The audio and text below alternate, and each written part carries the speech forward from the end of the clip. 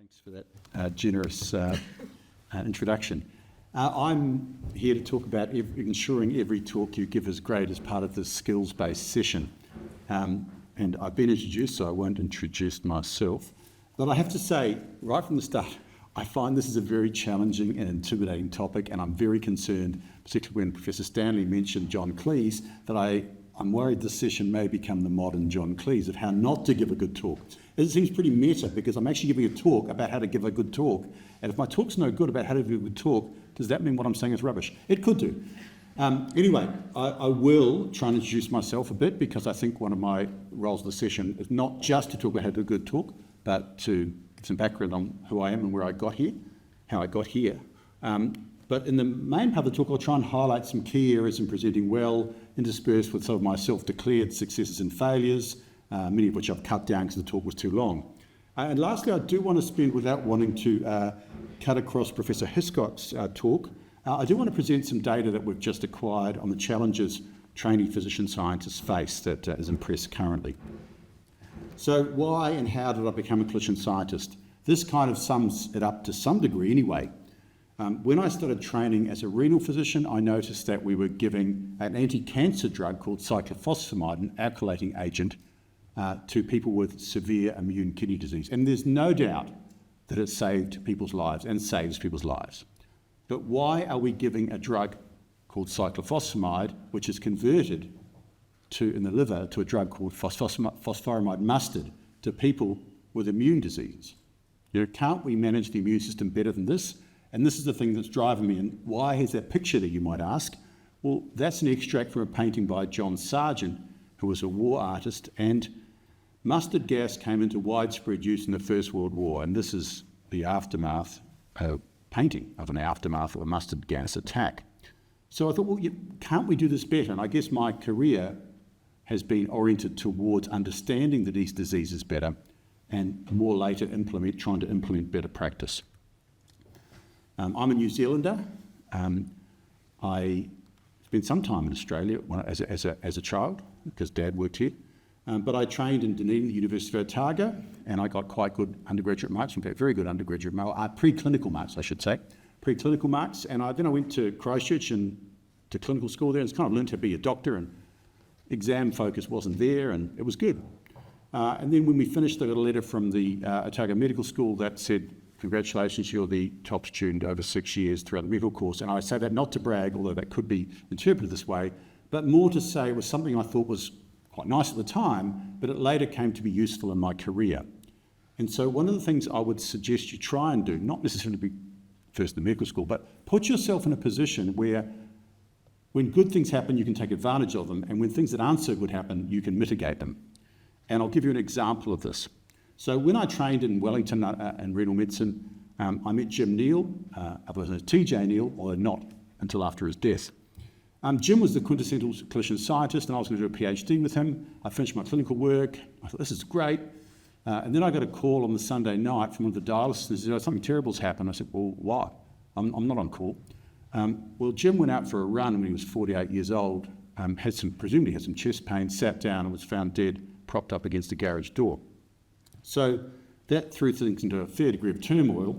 And at Jim's funeral, I met someone called Stephen Holdsworth, who was a good colleague of Jim's, collaborated with Jim for a long time. They did postdocs together in California. And he was talking to me, he said, well, pretty much, what are you going to, very sort of laconic Australian style, what are you going to do now? I said, well, I don't really know, And he said, well, tell us about yourself, so. He said, well, what marks did you get? And I said, well, I don't know, I can't remember my marks, but I was the top student of the year. And that plus other things led him to say, well, why don't you come and work with me in Australia? So I was able to mitigate that by kind of using the position I maybe without even realising put myself into. And I was lucky to come to Melbourne, and I've been there since. So what happened? I did a PhD as a qualified nephrologist. I became a senior lecturer. I got a job as a nephrologist and an accidental job as a paediatric nephrologist. My colleague Lillian Johnson, well, she was my colleague at the time, was going to take a little bit of parental leave for her third child, but the scan showed it was actually her third and fourth child. So they wanted someone to do a locum for a year, and that was me, and I sometimes say I'm still doing it, and 20 years later. And it's been a wildly enriching part of my practice, and something I never thought I'd do. But it was really good. And I guess having the I don't know, just being in the situation to take that on has been really good for me as a clinician. I moved through the system with an initial sole CI on a project grant, and now on a program grant where I led 2 of the 9 projects, a CI. And within the university, I was promoted on the basis of sort of a portfolio of research teaching, which I did a lot of over the years, leadership and professional service.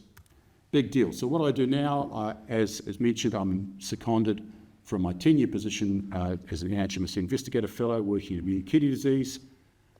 And I did sort of think of a few things to do, and some of them were pretty crazy and some of them were okay. But one of the things I thought of 13 years before it was published was how we could use a rare kidney disease to address a fundamental question about immunology. And it's probably the only time in my career that it worked out. It took 13 years, but it was published in the end, and it has led us to understand a lot better how the human leukocyte antigen system works in autoimmunity. But I've also been interested, and as mentioned, in how things aren't getting put into practice. And so, again, taking a bit of a risk, I guess, in my career, I and colleagues formed the Australian New Zealand Vasculitis Society, and I'm probably going to be the co-convener of the International Vasculitis Workshop to be determined in 2 weeks' time, which will be in Melbourne. I hope it's going to be in Melbourne. And so I've moved into sort of more late translational research and quality because I think it's kind of really important as well. Clinically, 14 weeks a year ward service, average of 1 to 2 clinics a week, and I've chosen not to do private practice, although I respect people who do. And largely as a clinician-scientist, I think protected time is really important. So if you can get protected time, that's important. So I do my clinical work, it's great, I enjoy it, but I do get some protected time. And I've mentioned some of the current professional activities that I have. So what are the highlights of being a clinician-scientist? I guess finding out things and trying to make a difference, whether or not you do, the trying is important. And I find that interesting and intellectually stimulating. I think it's valuable. I think it's fun, it's never dull. Having some of my own time to have input in my own job split and profile is useful. And to choose to do things like found a company that's a charity, that's a society, in my own time is something that I've chosen to do and something that I think I'm enjoying. Meeting people internationally, collaborating with them, travelling is great too, and teaching and training, particularly PhD students. So, that's me in a nutshell. Back to the real part of the talk, ensuring every talk you give is great. So what did I do? I thought, I don't know how to do this. Why have I been chosen to do this? And I still don't know, but anyway. I sat down and thought about the task and made a list of things that I thought were involved in a good talk. And then I thought, I better go and look up what the self-declared and other experts say on the internet. And I wasn't that far off, so I thought I'll just stick with what I'm doing. So I stuck with what I'm doing. I wrote the talk and as usual had far too much material, so I've had to cull it down, and so it maybe looked fragmented a bit, but I've done my best, and hopefully it'll fit the time better. So I would suggest there are probably 3 main areas to consider when you're giving a presentation and doing a talk. The first thing is sort of in the planning area. Understand why, to whom, and what. So why have you been asked to talk? Who are you speaking to? And what's the broad brush of what you're trying to say? Then prepare the story and the slides. And as you say, I envy people like Professor Kelso who can just talk without slides, but slides for most of us are can't live with them, can't live without them sort of thing. So prepare the slides carefully and thoroughly, and then on the day be organised to present clearly and effectively. So understanding why, to whom, and what. As I said, it's important to understand why you are giving this talk. In other words, why have someone ask you, or why are you doing it? It might be to impress someone, it might be to present your data, it might be to hopefully enlighten you and a little bit on how you might give a good talk even. As I said, it's pretty meta. Try and know your audience, to whom you're speaking, and I think I've got a fair idea to whom you're speaking here, but sometimes there may be sort of a duality to it. You may find you're speaking to quite a diverse bunch of people. There may be a subtext within whom you're speaking to, and you're really looking to impress 1 or 2 people. But think about it and work out to whom you're speaking. And sometimes you have to say, look, or you don't say look, you might say look. You say, I'm just going to explain this. Many of you will be across this, but I'm just bringing everyone up to speed. It can be slightly irritating to be lectured to, as I think I might be doing at the moment, to people in the audience who are experts in the field, more expert than you. And yet there's someone else who's telling you something really basic without acknowledging it. So know who you're talking to and be prepared to acknowledge those sorts of things. And lastly, What are the key elements of the talk?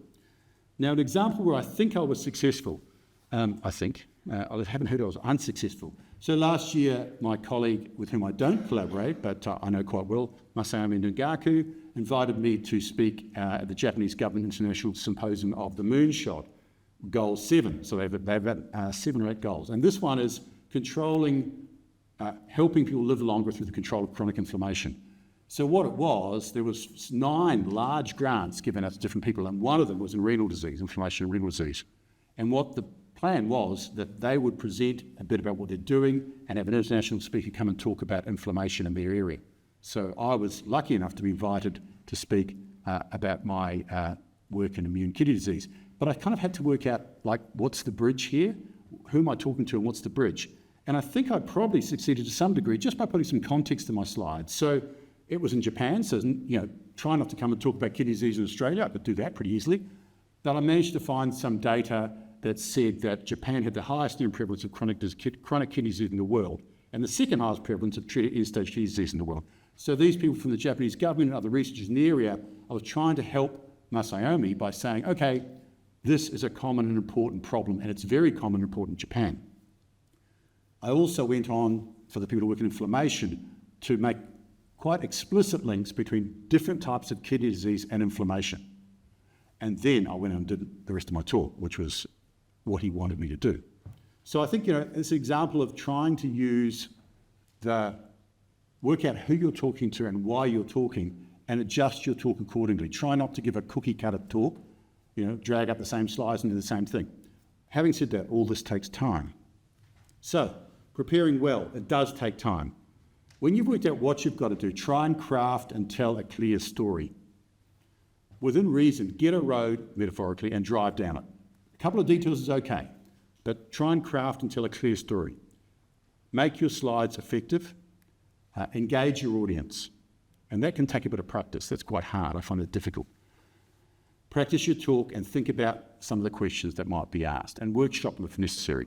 I used to, when I gave talks to the American Society of Nephrology as a PhD student, write out my talk word for word, almost learn it. It didn't matter if I slipped up occasionally, but to make sure I could fit within the time. And then Stephen Hulse was very kind to me, our PhD supervisor. We would sit there and work out what people might ask and how you'd answer them.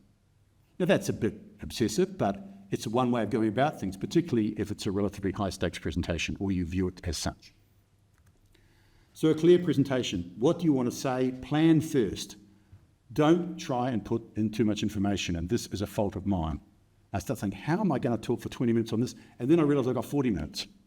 So don't try and put in too much information. Importantly, giving a talk about something, about work you might have done, for example, is different to a scientific paper. Do not put everything possible in, and try not to put all the figures from your paper, cut and paste them into slides, because people will understand you're very clever, but they may not follow what you're saying. Having said that, a little bit of seasoning is good, a little bit of diversion is quite good. The odd diversion from the straight road, a little bit of seasoning in your talk is okay. When I say seasoning, additional stuff, things that might interest people, but try not to get people too distracted.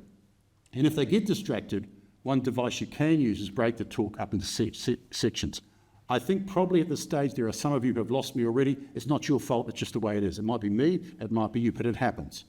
But if you get to the next section of your talk, you can give a verbal cue and a physical cue by a slide that's often something quite simple that will bring them back to, okay, I missed that bit, but I'm back for this next part coming along. So that's something I find is quite useful, and I think it works sometimes. Lastly, practice and be disciplined if you might be under time pressure. I've had practice talk several times, and I'm trying not to do too many diversions and to stick to what I'm going to say. Enthusiasm and engagement language helps. So they talk a lot about engagement language. This is not my term, this is from the internet. But what they're trying to say is try and engage your audience when you talk. Try not to speak in a monotone, even if that's your usual way of doing things. Some people suggest you sit there and say different things out loud in different ways to yourself to help you vary your tone and vary your cadence and how you speak. The exact form of the language can vary, but I think I would suggest try and use language that feels natural and be true to yourself. I've tried this before. I've tried to do things that doesn't feel quite right, and it didn't feel quite right, and I don't think it was quite right. So you need to be true to yourself. So everyone's different, but try and engage your audience and make it interesting. Try and ask rhetorical questions. use the word you to the audience, tell the audience what you think is important, but be prepared to defend that in questions, if there are some. And use phrases like the key points, the key messages, the key ideas. Try and do those sorts of things to engage people. It's quite difficult and it's quite hard to do, and I still find it difficult. Slides. Keep the slides clear, especially in the hybrid online era. Okay, we may be sitting in this wonderful lecture theatre, I've got a slide here, or you may be thinking later on, or live, people might be looking at it on a small laptop or even on a phone.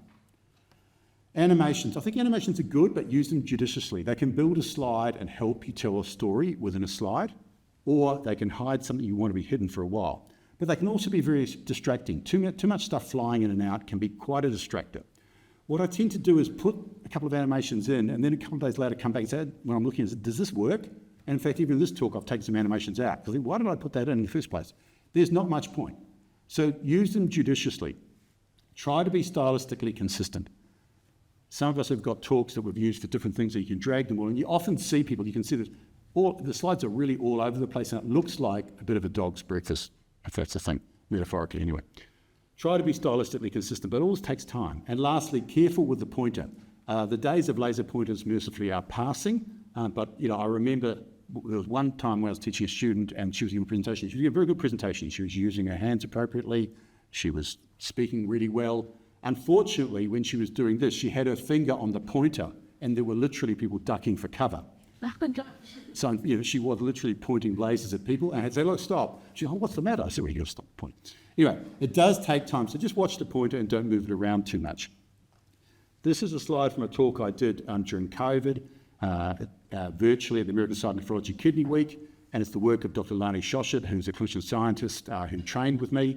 And what you can see the pointers there, I better watch what I'm saying because I might be moving around too much, but it doesn't look too bad at the moment. So the point I'm trying to make here is that there's one graph. This was about the fourth slide. It's not that important what I'm showing you, except to say she was identifying the key part of a protein called proteinase 3 that's responsible for an autoimmune disease. So she was working that out, and this was about the third or fourth slide. I could have put them all on one slide, but it would have been really complicated. And I was also conscious of the fact that this was a virtual talk and most people looking at it on their computers, small laptops, even phones. So use big font and make graphs readable if you can, particularly if something is being recorded or broadcast elsewhere on other formats. We see a lot of this. This slide is complex. This, in fact, is actually not bad for some of them. This is figure 1 of a JAMA paper and table 1 of a JAMA paper. So here we go. This slide's complex. People, you've been lost already. And this isn't as bad as a lot of them. It's great for a paper when you want to sit down and read through it, but it's no good for a presentation. You can mitigate, if you haven't got time, you can mitigate this a little bit by putting a box and saying, okay, the things I want to talk to you about, particularly point out, is the age range and the age distribution of the two groups and their diagnoses. But unless you want to tell people this is just horrendously complex, which they'll send that message very nicely, and you can do it with figures as well. You can do it with figures. There are a lot of really good figures in some of the reviewed journals, and you put that figure out. A, it's not fit for purpose, and B, it's too complicated. Unless you want to send a message, and I've seen people do it very effectively, but this field is horrendously complex and you don't want to go there. Try not to put cut and paste figures in there. It takes more time, but making your own is much more effective. In this situation, when I talked to the Australasian Society of Clinical Immunology and Allergy about vasculitis in this particular trial, I made my own type and I picked out the things that I wanted to tell people that I thought was important to tell people. Again, the downside is it takes time. Lastly, on the day, give yourself every chance of presenting well. Get there early. Anything from getting lost to tripping down or up the stairs, to not wearing the right clothes or being overdressed or underdressed or having jumpers on where you shouldn't because it's too hot. All those things are relevant. Also, try and come down using the break before and have a look at the setup. I did have a slide showing a minor disaster that I had when I didn't do that, although in my defence, it was a cross-cultural thing. Again, it was in Japan, and they tell me it was all fine. I really want to check. No, it's all fine, it's all fine. Okay, it's all fine, but it wasn't all fine. So get there early and check out it's not a great look to start to fiddle around with the stuff and say, well, what am I doing here? Where's the microphone? So know what you're doing at the lectern. It also helps just to look up because okay, this is what I'm looking at. So get there early, talk slowly, and stick to time. So with regard to talk slowly, do as I say, not as I do. I am terrible. I talk quickly, I try and cram too much in, and I'm probably even doing it during this talk. And it was really brought home to me a while ago when I did a talk which has been used for a number of different, on video, with a number of different situations afterwards. And in my defence, I did do it for a specialist audience. So I was assuming a lot of knowledge of the area. And it's been repurposed for a number of areas. But the guy who does this said, Richard, your talk was great. He said this a couple of months ago. Your talk was great, but when I play it again for other audience, I just slow the playback speed down a bit. So I think that's a problem I've got to work on, and it's a function of a number of things. It's my natural style, but it's also I try to cram things in. I think this is really interesting. Let's talk more about this. So sometimes less is more, and be careful, and if in doubt, speak slower. There are very few people who have done a talk and people say, oh, they spoke too slowly. It's usually the other way around, and perhaps even in this talk, it might be an issue. Keep to time, practice slowly and out loud. Practice, it's a bit embarrassing, but shut yourself in a room and talk to yourself. Or, even better, practice in front of people and give some feedback. Sometimes people leave 30 seconds or so to spare in a very strictly timed talk, like a prize type talk, just to make sure you've got time. And be ready to come to the podium when introduced so you can make the most of your time. This is Dr. Kate Robson, who's just finished her PhD with me last year, and she made a very difficult subject with an immunology very, very clear, and that she practiced, she worked out a talk, she got it down to the exact 10 minutes, and this is her presenting in the Australian New Zealand Nephrology Young Investigator Award. And I tend to look at these prizes and say, okay, how's everyone else going? And I know there's someone else in the audience who's been in the prize award, but everyone finished early. Everyone finished within 9 minutes. So I'm going, what's going on here? It's 5 minutes. And I said to Kate, what happened, Kate? It was fantastic. It was a great talk. You did amazingly well. But how come you finished in 9 minutes? And the answer was, the timer wasn't accurate. So okay, the timers aren't always there and they're sometimes not accurate. And I've broken my own rules because I bought my phone to time myself and I haven't turned it on. But try and get an idea of how long you'll be talking for. But it all turned out okay because one of the pleasures of being a clinician scientist is working with trainee clinician scientists, and often these trainee clinician scientists are smarter than you, more organised than you, and better people than you. And this is one of them. And Kate was good enough to win the Young Investigator Award last year in Christchurch. So just to summarise, understand who, why, and what before you prepare the talk. Prepare the talk thoroughly and try and work on ways to engage the audience. And lastly, on the day, try and be organised to present clearly and effectively. This can be pretty time-consuming. There are some things I haven't said, and one of them relates to, just popping into my head now, relates to my story, and I have to acknowledge that I was very lucky to have a very understanding spouse who has and continues to indulge me as I pursue a career as a clinician scientist. If we have time, I'd like to present 3 or 4 slides on some work that's in press, because I think it's probably relevant.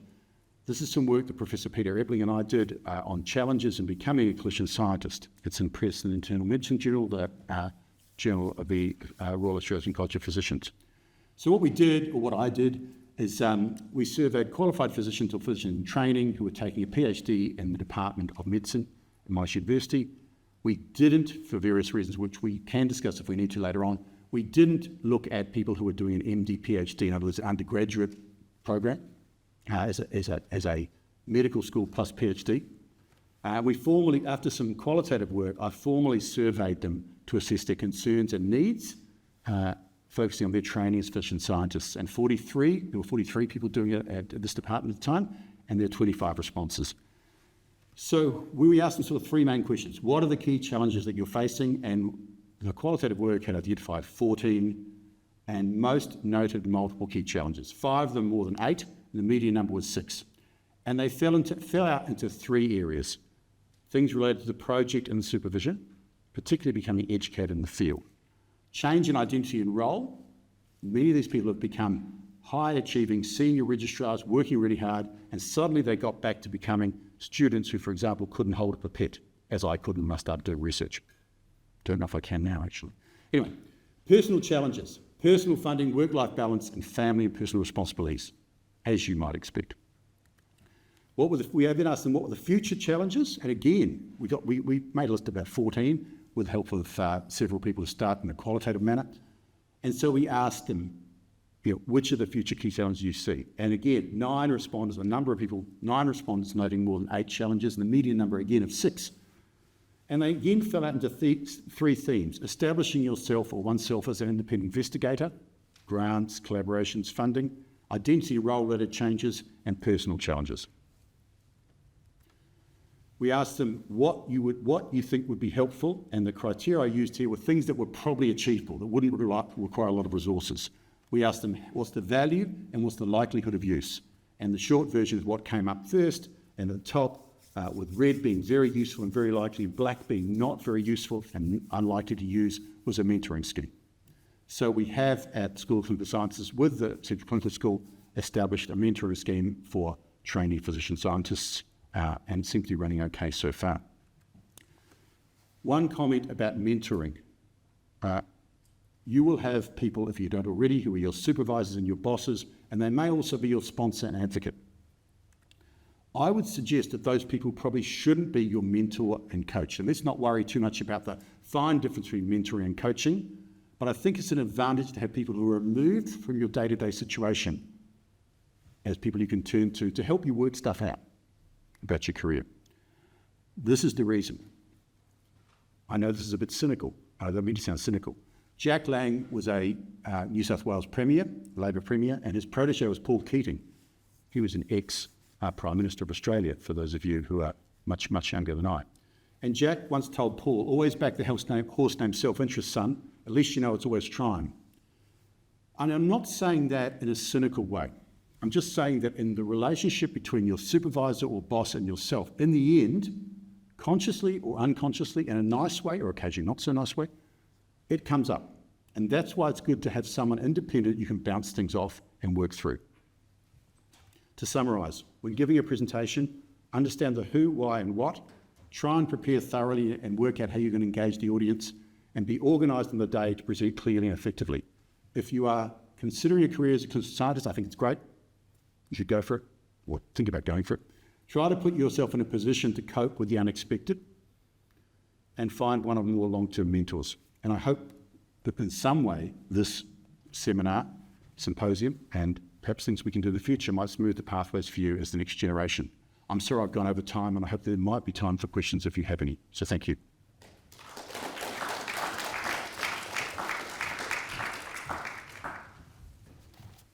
Thanks, Professor Kitching. We might have time for one question.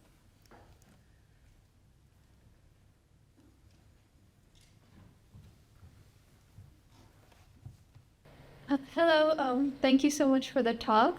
It was really insightful. We're Masters of Biomed students, and we'll be presenting some of our research in the coming months. Do you have any advice as to how to present maybe methods without it being too overwhelming? Yeah, I think it's quite interesting. And again, this is like, why are you presenting and who are you presenting to? Okay, if you were presenting at a prize session or a conference, you kind of keep the methods down just to reassure people that you know what you're doing. That would be one approach. If you are being assessed and part of the assessment is on your methodology, then you probably need to go in a bit more detail. But I agree, it's tricky, and I don't have definitive advice to you, except it comes back to thinking why you're being asked to do this talk, and if it's an assessment talk, what the criteria for assessment is, and I hope the university is telling you about the criteria for assessment, because they should, and who's going to be listening to, and how are they likely to be assessing you. And those are the key things in your head I think you need to get, it would be useful to get sorted out first, and then you can work out how much detail to put in your methods. Because there will be competition for time, because you're presenting a year's work or 6 months' work or whatever. It's very hard to do in a short period of time.